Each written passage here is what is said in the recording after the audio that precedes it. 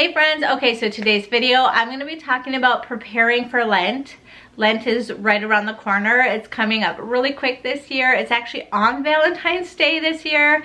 And so what me and my family are going to do, we're going to do Valentine's Day the day before. So it's kind of like Fat Tuesday, Mardi Gras, that type of day. So we're going to do Valentine's Day that day, and then Ash Wednesday will be just totally preparing ourselves for Good Friday and all of that. So that's what we're gonna do. If you are new here, I would love to have you subscribe to this community. They're awesome. Please share this video. Please like it. Please comment. That helps all of these different videos to do really well. So thank you so much for that. So I've made this list to help me to prepare for Lent, and so I thought I would share it with you. And pretty much I'll just kind of go through the list of ways to get prepared, because when we go into something as amazing as Lent and really truly like we're present there, it can be so amazing. But sometimes, some years, I've got to Ash Wednesday and I'm like, it's Ash Wednesday, what should I give up this year? Oh my goodness, you know, and I just randomly think of something that might be hard. And so I like to now prayerfully ask God, like, what should I give up? What should I do? How can I grow closer to you this Lent? And so anyway, this is gonna hopefully help you. So I'm gonna go through it with you. If you're new to Lent, maybe this is your first year, or maybe you want some new ideas, then this video is for you. Definitely in the comments, write what you do. Maybe you're not from America, maybe you do other things. I do love that Catholicism is a universal church. So please share where you're from and what you do for the Lent season. Okay, so the first thing you want to do is write down your plan, right? Like going into Lent with a plan. And so it's really highly encouraged to do 3 things for Lent. So the prayer, so kind of add a prayer every day for Lent. And then there's fasting, like what are you going to give up? I think that's the most well known, like what are you going to give up for Lent? And then almsgiving. So what are you gonna, give to the church or to the poor, or give something as well. So I have these 2 PDFs. I will link them down below, but to kind of get you started, this one is for the family. If you and your family want to do this one, we sit down and do this with our family. Write down our goals as a family, and then personally, like what do I want to do? So you can get either one of those. They're over on my website, and just like start writing down your ideas. You can always just jot down ideas and then later write down the actual, like through prayer, I discern that I want to give up whatever it is. I have a whole bunch of ideas over on my website of different like prayer ideas and fasting ideas and almsgiving ideas. I'll link that down below. One of the things that is so amazing, and I think this is a great time, if you are thinking you might want to do family rosary, this might be the time to do it. That's when we started doing this. I was like, one Lent, I was like, you know what? I think this Lent we should pray the family rosary. And so every single day during Lent, we prayed the rosary, and it was awesome because I realized that we could do it. I was like, okay, it's a little messy, the kids are a little squirrely, but we can do it. And so then Lent came and went, and we just kept praying it. And the kids, I think, once asked if, like, wait, I thought Lent was over. I was like, yep, this is gonna be our new family thing. And now we pray the family rosary every day. Or if we don't have the family rosary, it's the Station of the Cross or Divine Mercy Chaplet. So, but it's mainly, and those are like Fridays that we usually do those. But anyway, I will say, if you start Ash Wednesday and you do, if you want to do the rosary, so there's the 54-day rosary novena, which is a very powerful, amazing prayer. So if you start Ash Wednesday, praying the rosary every day, and that's pretty much what the rosary novena is you pray the rosary every single day. You can say extra prayers too, and I have videos where it says extra prayers if you want that. But if you start Ash Wednesday, then you go all the way to Easter, and then the week after Easter, so Divine Mercy Sunday, is when it would end. So if you start on Ash Wednesday and go all the way through till Divine Mercy Sunday, that is 54 days. So that you could do a 54-day rosary novena from Ash Wednesday. to Divine Mercy Sunday, which I think is amazing. Like when I figured that out, I was like, what? And by the way, I will have this over on my website as well. All of this will be linked down below and on my website, give you more ideas, even more than what's in this video. But you can take this and print it out and just get started on this too. I usually write down little notes underneath and then I reprint it out and I cross them off when I have them already. So all that's free over on my website. The next one is to have a personal reading or devotional. So for Advent, it was so awesome because I did the St. Luke, a chapter a day. There's nothing like that that I'm aware of. If you know of something, write it in the comments. So I do like having something extra to read or to really meditate on. So finding a devotional for Lent is usually really helpful. Blessed is She always have amazing devotionals over there that are current. Like every year they have a new one. They have really amazing writers. They're just amazing, but they are usually geared towards women. So I will link their newest one down below. Or if you don't want to do that, or you're a man, this is a good one too. This is the 30 Days to Greater Glory. So I highly recommend this book as well. Okay, so the next thing is to plan time every single day just to sit in silence. And I think that is huge. So are you a morning person, or is it something like if you wake up first thing in the morning, you will just fall right back asleep? Can you do it when you put your kids down for a nap? Like, okay, my kids are down, I'm gonna take this next 15 minutes and just have quiet time with Jesus. So when is the best time to have your prayer time during this Lent? The next thing is like kind of interesting one, but to have purple cloth so that during Holy Week you can put purple cloth over your sacramentals. That's kind of what they do in the church.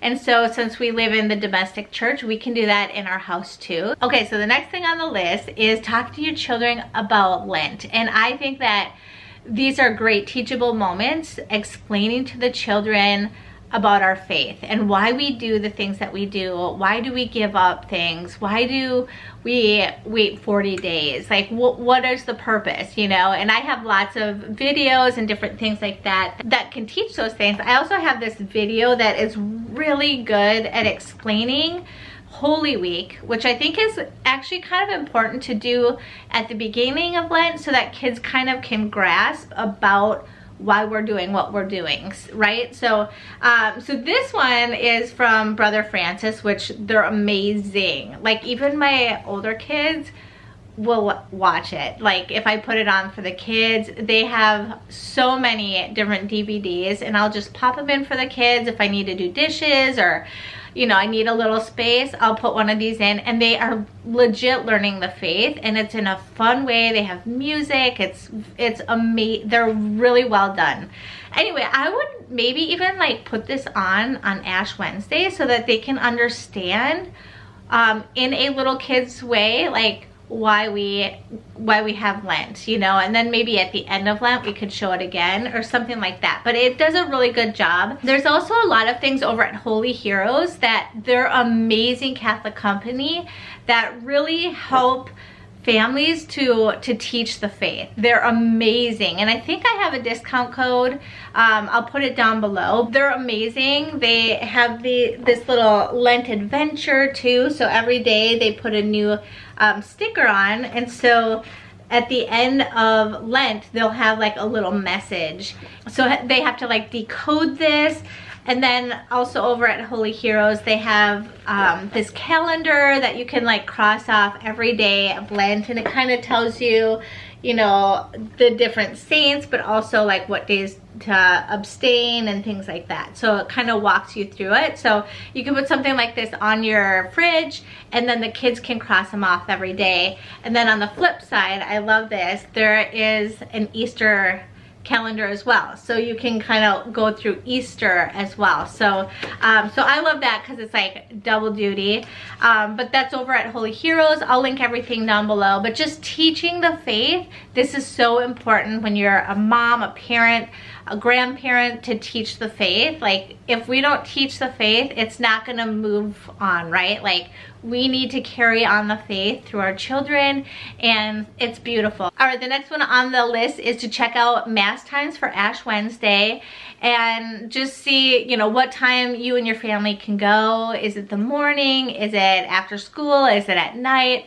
Whatever works. For our family, my kids are in Catholic school, so they go with the school, and I usually go to that Mass, and then my husband will go before work starts, so he has to go at a different time, but I highly encourage to go. It is not, you don't have to go. It's not a holy day of obligation, but I think it is so awesome to, like, as a community, come together on Ash Wednesday and start Lent together as a community. It's so powerful. So every Friday, every Catholic church, I believe every Catholic church that I've ever known of has, it's called Stations of the Cross, and it is a beautiful prayer. It walks through the Passion of Christ pretty much, and you get to walk with Christ. It's a community prayer. You pray it together, and so you can go to your church, and a lot of churches have like a fish fry after or a soup dinner afterwards, so it's kind of neat. Like, we have that at our parish where there's soup dinner,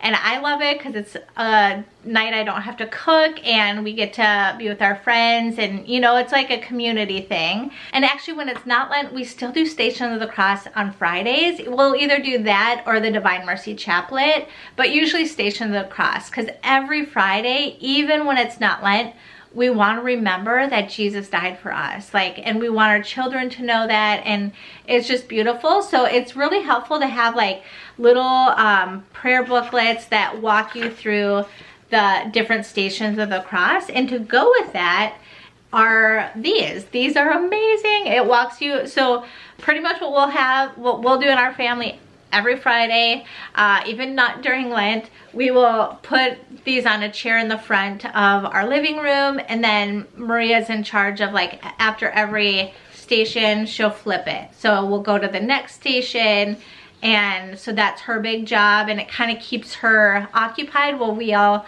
kneel down and pray the Stations of the Cross. So we'll usually put like a crucifix up, and then we'll have these, so a visual for the kids that they can do. I've heard of people actually putting these like around their house, and they'll walk kind of like they do at church.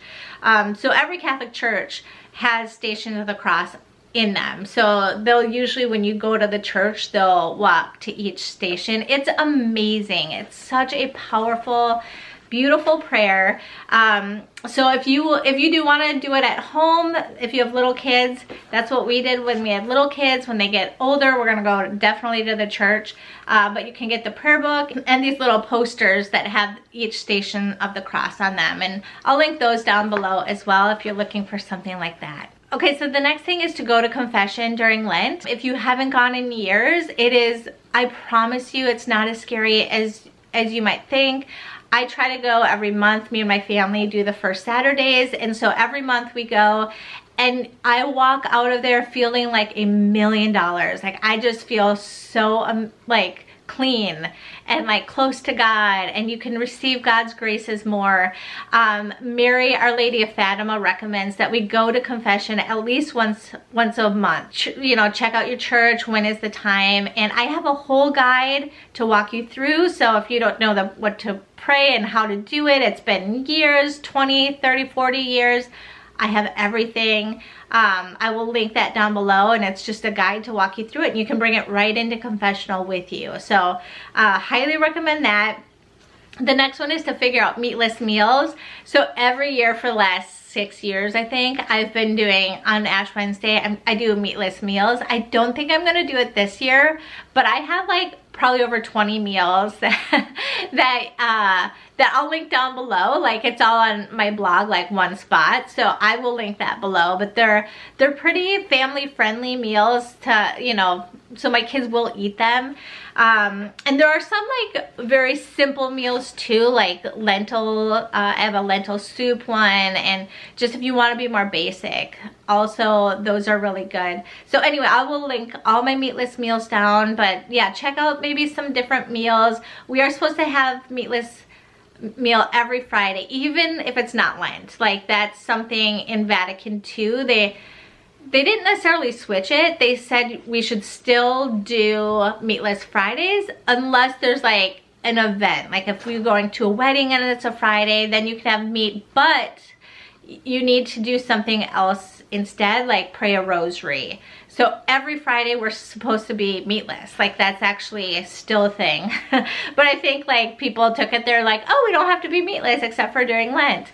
Nope, every single Friday, that's a thing. Okay, the next one is plan your Holy Week learning activities for your family. So if you just want to like kind of mentally prepare for Holy Week, like what are some things I want to do, you can just write down. I have lots of different blogs and YouTube videos that I'll link down below too if you're looking for ideas, or also like if you're looking for Easter gifts, I have lots of ideas and videos on, you know, really cute Catholic gifts. And the last thing is there's spring cleaning, which I have this on my website as well. It's like it's a great time. I feel like Lent is a great time to spring clean because you're just kind of like detoxing, it's kind of therapeutic, I feel like, and it's simplifying, and it's just getting rid of stuff and just cleaning things, and you know, I think it's so great. But I have a little checklist of, if you want to do a spring cleaning checklist, I will link that down below too. And so those are my ideas. Like those are the things that I do to try to prepare for Lent, so that when Ash Wednesday comes, I'm ready. I'm like, okay, I have my plan. I know what I'm gonna do. So anyway, I hope that this video helped you. I hope that you can help prepare for Lent, as I am gonna be doing very shortly as well. And I will put all the links to everything you could possibly want down below. All of my PDFs are free. You don't even have to add email or anything like that. So it's just like to help you out. And I hope that you all have an amazing day. And until next time, I will see you all later. God bless. Bye.